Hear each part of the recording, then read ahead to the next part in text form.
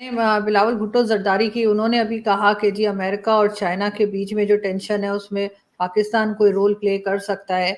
उसके ऊपर आपकी वीडियो में आपने कहा कि दोनों से पैसे पकड़े हुए हैं, तो मेरे ख्याल है वही तो रीजन है कि दोनों से पैसे पकड़े हुए हैं, तो दोनों फिर हमारी शायद बात सुन लें। लेकिन इसमें वैसे मैं पूछना चाह रही थी कि क्या हर्ज है अगर बिलावल भुट्टो ने ये बात की है और अगर वो समझते हैं एज अ फॉरेन मिनिस्टर कि पाकिस्तान कोई रोल प्ले कर सकता है। मैं आपसे पूछता हूँ, क्या पाकिस्तान रोल प्ले कर सकता है? बोल तो सकते हैं, कोई सुने ना सुने, वो तो हर जगह बोलते हैं, उसमें क्या हर्ज है। मैं वही कह रहा था, बोलने तक को मैं भी ऑब्जेक्ट नहीं करता। अब रोज बोलें, ठीक है। मैं रोज बोलूं मेरा नाम गौरव अंबानी है, गौरव आर्य है नहीं मेरा नाम, या गौरव अडानी है मेरा नाम, मैं रोज बोलता हूँ, उससे होगा क्या? अडानी का पैसा मेरे पास तो नहीं आ जाएगा। ऐसा है कि मुझे लगता है कि पाकिस्तान में जो एक तो लोगों को झूठ बोला, वो लोगों ने विश्वास कर लिया, उसका भरोसा कर लिया झूठ का, ठीक है। पाकिस्तान को अपने बेसिक्स ठीक करने चाहिए।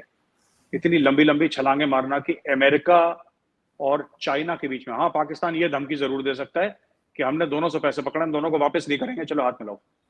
तो फिर डर के मारे दोनों हाथ मिला लें, उतना कर सकते हैं कि भैया हमने तुम दोनों से पैसे पकड़े हैं, तो सॉरी, हम पैसे वापस नहीं करेंगे। इसके अलावा देखिए ना, ऐसी हल्की बातें नहीं करनी चाहिए। He is a foreign minister, छोटा ओहदा नहीं है, तो उसको ओहदे को भगवान के लिए छोटा ना बनाए, वो बड़ा ओहदा है, it's not a small thing.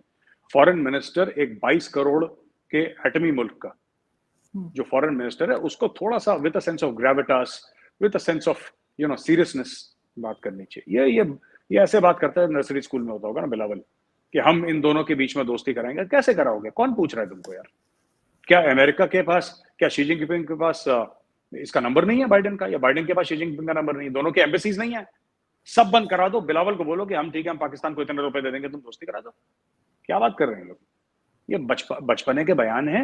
He does not know anything about his job. वो उसके लिए देखिए, वो किसी का नवासा है, किसी का बेटा है, इसलिए वो इस गद्दी पे बैठा है।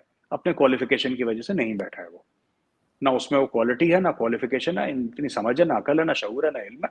वो ठीक है, अपने फैमिली नेम की वजह से, भुट्टो जरदारी उसका नाम है, भुट्टो जरदारी के चलते आपने उसको पाकिस्तान की फॉरेन पॉलिसी एक बच्चे के हाथ में दे दी, जो मैं बता रहा हूँ, ही इज वेरी डेंजरस। वो जयशंकर साहब इतना हार्म नहीं कर रहे हैं आपको, जयशंकर साहब, जितना आपका खुद का फॉरेन मिनिस्टर आप लोगों का बैंड बजा रहा है। वो पता ही नहीं बेचारे को।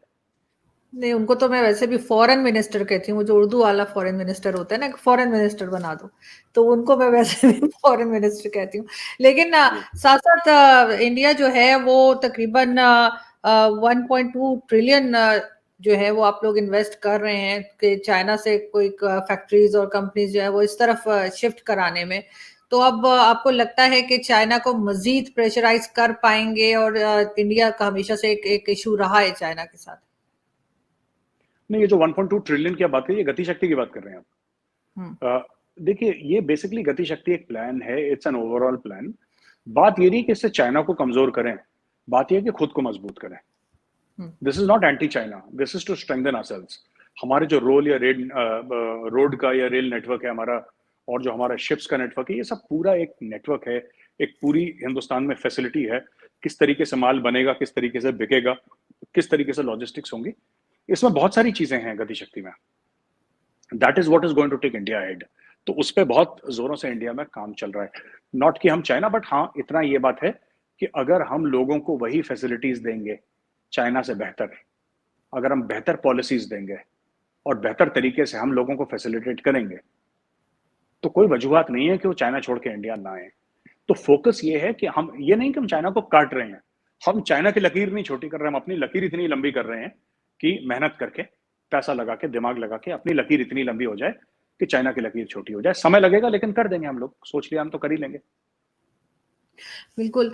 इससे पहले कि मैं लास्ट क्वेश्चन पे जाऊं, जो कि ऑफ कोर्स आपके फॉरेन मिनिस्टर से रिलेटेड है, उन्होंने अभी थोड़े दिन पहले बड़ी एक रूड किस्म की बात पाकिस्तान के लिए कही, और उन्होंने कहा कि अब आपको पता ही, आप पहले ही हंस रहे हैं।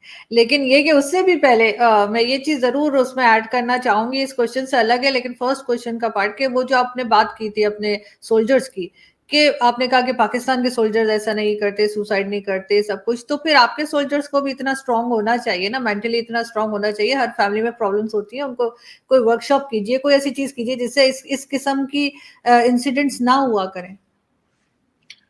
वो सरकास्टिक कमेंट था अर्जुन जी, वो सरकाज़म वो था। मुझे पता है, लेकिन मैं फिर भी कह रही हूँ कि हमारे यहाँ वाकई में नहीं होता ये। आपने जैसा मर्जी कमेंट किया, हमारे यहाँ सच में नहीं होता।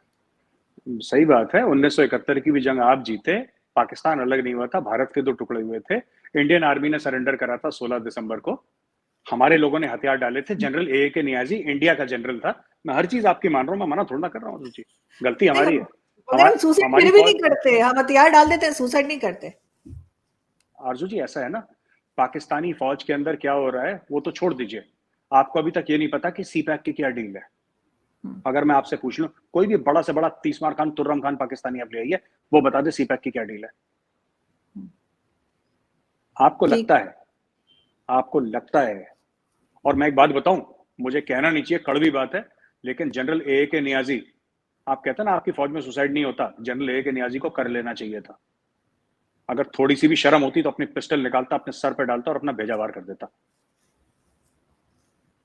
नाम है उसका ए के नियाजी, इतना लंबा चौड़ा नाम, और निकला अंदर से गीदड़, हद हो गई।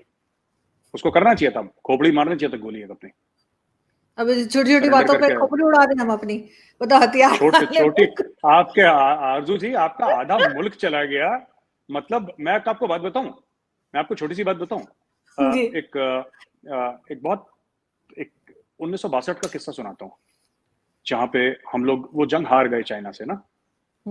मेरी रेजिमेंट की कहानी है रिजांगला की, जहां पे 122 लोग थे, 122 थे, वो 3000 चाइनीज से लड़े और 122 में से 114 एक रात में खत्म हो गए।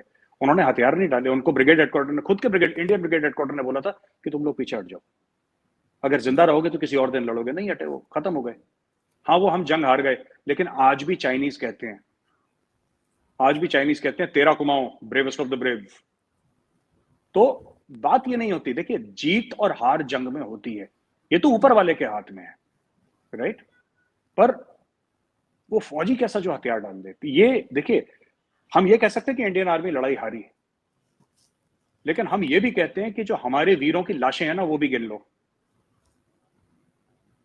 जो जमीन पे गिरा, जिसने अपनी आखिरी सांस ली, उसके मरे हुए आदमी के भी हाथ में उसका हथियार पकड़ के, वो मेजर शैतान सिंह थे, उनके हाथ में उनकी पिस्टल थी। जब उनकी डेड बॉडी मिली थी 2-3 महीने के बाद, वो दब गए थे ना बर्फ में, तो उनकी बॉडी तब भी मिली थी। दहिया था एक नर्सिंग असिस्टेंट, उसके हाथ में सिरिंज था, क्योंकि नर्सिंग असिस्टेंट था, लोगों को दवाई दे रहा था, उसके हाथ में सिरिंज था।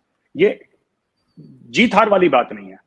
Problem is not, my problem with the Pakistani army is not that they lost the 71 war. That is not the problem. We have also lost a war. हो जाता है, वो है, ठीक है। Thank you for watching. Like, share and subscribe.